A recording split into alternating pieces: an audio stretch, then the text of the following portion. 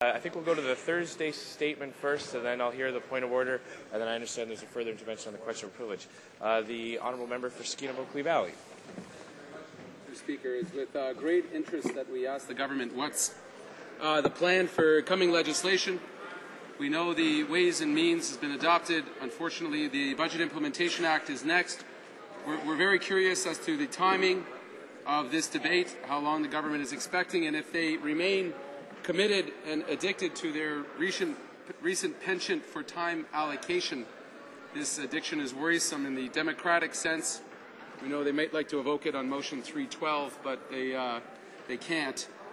A unanimous motion on giving more powers to the Elections Canada CEO has been now almost 2 months since it passed through this House, an NDP motion trying to seek democratic reforms that are necessary for our elections, Mr. Speaker. So I seek some update from the government on that important motion, as well, vitally, to understand if they will seek time allocation on the act that the Finance Minister just referred to, which strips away Section 35 of the Fisheries Act, which is the core environmental protection Canada has relied on for many decades. If we're allowed to even discuss and seek the potential of that act being restructured so it's actually reaffirmed and strengthened. Thank you very much. House Leader.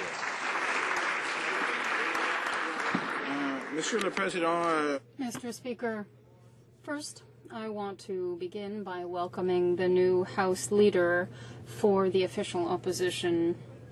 I look forward to working with him.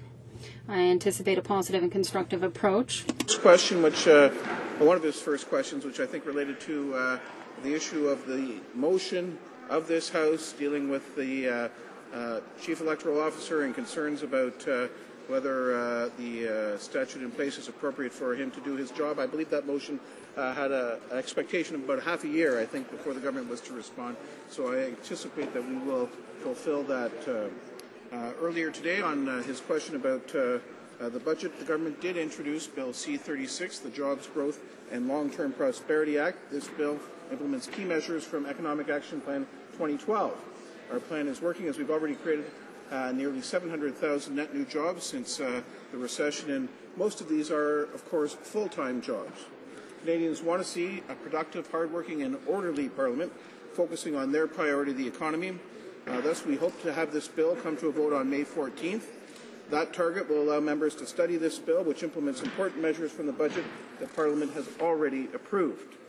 Comme vous le savez, as I'm sure you know, Mr. Speaker, May 2nd will mark the one-year anniversary of Canadians electing a strong, stable, national Conservative majority government. And it is only fitting that on this one-year anniversary, after members and caucuses have had close to a week to study the bill, that we will debate our government's plan to continue creating jobs and economic growth in Canada.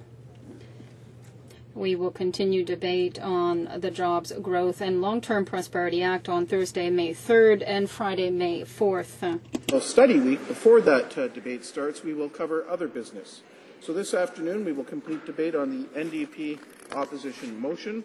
Tomorrow we will start debate on Bill C-36, Protecting Canada's Seniors Act, that addresses the great concern of elder abuse. This bill is part of our government's efforts to stand up for victims.